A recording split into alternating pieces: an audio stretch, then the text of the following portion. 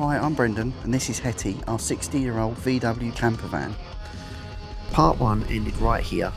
I was sitting at download, depressed. I'd put a massive dent in Hetty's rear quarter before we'd even left. The exhaust was terrifying me that we'd break down on the way. We made it, but I still felt numb, like I couldn't properly enjoy being there. And then Saturday night happened. This is part 2, the one where things finally started to turn. But first, I need to show you where I was.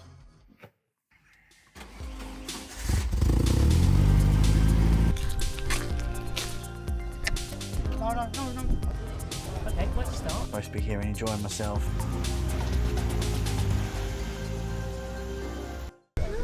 Even though we were finally here, at a festival I'd been looking forward to for months, I just couldn't shake it. The heaviness was still sitting on my chest, the dent in Hetty, the worry about breaking down on the way up here, and the fear that at any moment something else was going to go wrong. And the worst part? I felt guilty. Bit frustrated. I'm supposed to be here and enjoying myself and I just feel a bit flat, bummed out, really. Guilty for not being able to enjoy it. I just couldn't go and join in. I remember my daughter, her boyfriend and my son had gone to the arena to watch some bands. This whole thing with Hetty was... It's supposed to be about slowing down and enjoying life and, you know, no pressure. And yet my brain finds ways to just pile pressure on me. I could hear the music in the distance, All good fun. but I stayed back at Hetty. Even at a massive rock festival, it's just like a big party. I was on the phone to my wife. There's always something. She was lovingly trying to help the best she could from 150 miles away. I felt like I was watching Try and make everything the through best of it. glass, even though the music was right there.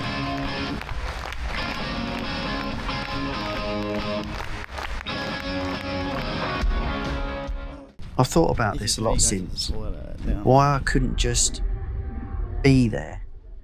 And I think part of it is that grief doesn't really care where you are. It doesn't check the calendar and say, oh, you're at download this weekend, I'll come back on Monday. When my dad died, I put his inheritance into Hetty. That's why she exists. She's not just a van, she's what's left. And when something goes wrong with her, like when I dented her, it didn't feel just like a mechanical problem. Here's what happened. It felt like I'd let him down somehow. Like I was failing at the one thing I was supposed to get right. So that's where I was. Thursday, Friday afternoon, just carrying it, talking to my wife, telling her I wanted to come home. She was trying to be the voice of calm in the storm. But then, Saturday night came and Guns N' Roses walked on stage.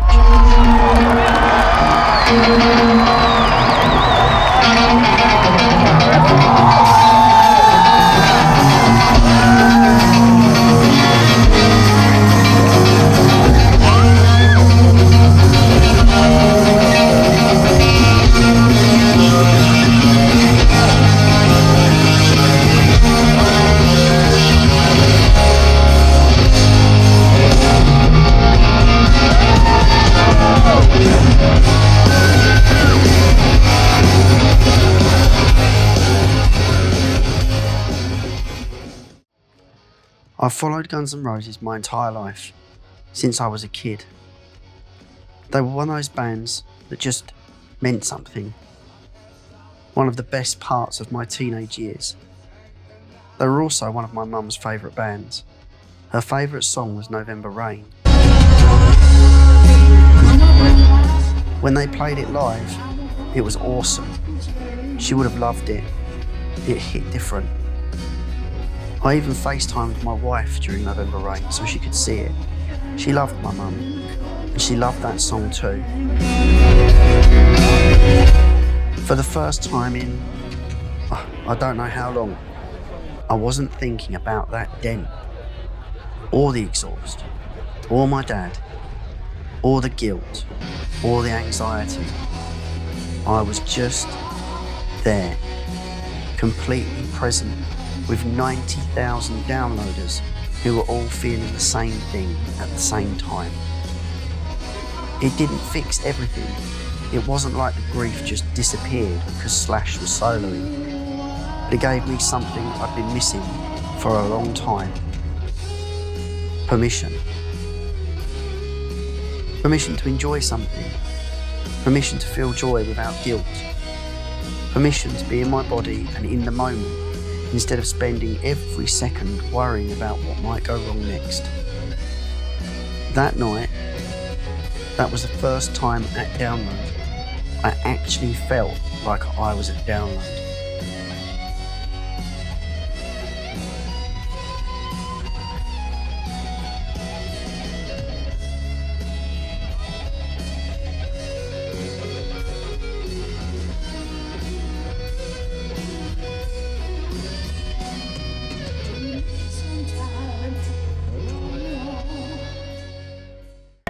One thing led to another after that night, and something had shifted. The next morning, while I was FaceTiming my wife and washing up, the sink in Hetty broke. Of course it did. A few days earlier, that probably would have tipped me over the edge. I'd have sat there staring at it, feeling like the universe was just adding another thing to the pile. But here's what was different. Because I'd finally had that lift, that night, that permission to feel something other than heavy. I was able to just deal with it. I got the tools out, ripped the fridge out, looked at what was wrong, and I fixed it. That might not sound like much, but for me, at that moment, it was everything. It was proof that the shift was real. I wasn't just temporarily distracted by a great gig.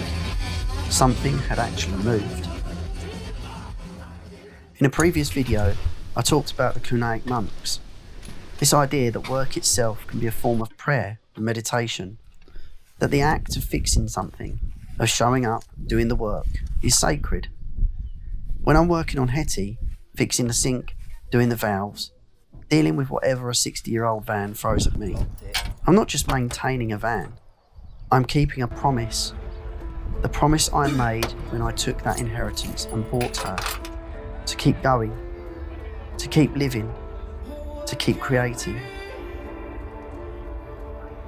And that Sunday morning, with a broken sink, a fixed head, and Guns N' Roses' phenomenal set still ringing in my ears, I was keeping that promise. It's a strange thing, you know, standing in a field of 90,000 people, watching a band you've loved your whole life, and realising the only reason you're there is because your dad died. I've thought about that a lot. The inheritance that bought Hetty, the journey she's taken us on, the places we've been, Glastonbury Tor, Stonehenge, Castle Acre, sacred sites, forgotten places, and now a field in the middle of a racetrack in Derbyshire with one of the greatest rock bands in the world on stage. From sacred ruins to festival fields, that's what this channel has become. And I didn't plan it. It just happened because we kept doing the work. We kept showing up. It feels wrong sometimes, you know, that the only permanent thing left of my dad is a name on a plaque on a wall somewhere. I lost my mum when I was 17. The same is true for her too. And one day it'll be true for us as well, as it is for all our parents now. But here's what I've realised. Every time we take Hetty somewhere, even when it goes horribly wrong, especially when it goes wrong, we're keeping something alive. Not just their memory, but the life they'd want us to be living. They wouldn't want me sitting at home, weighed down by guilt because I dented a van. They'd want me here, at Download, watching Guns N' Roses, one of my favourite bands of all time, and then fixing broken sink on a Sunday morning. That's living. That night reminded me of why we do this. Not for the views, not for the likes, not for the subscriptions, not for the channel, but because life is way, way too short and far too precious to spend it carrying weight you're never meant to carry, to do a job that you hate, to waste time on people that don't care about you. Time's far too precious a thing to waste on any of those things, on anything else than doing what you find brings you happiness. If you've ever felt guilty for struggling, even when good things are happening all around you, know you're not alone. Depression is a terrible thing, and get help if you need it. Drop a comment and let me know if any of this resonated. We read every comment. Next year, hopefully we'll be going to download again. And this time, my wife will be coming with me. Part 3 is coming. The journey still continues. Thanks for watching, and as always, we'll see you on the next one. Take care.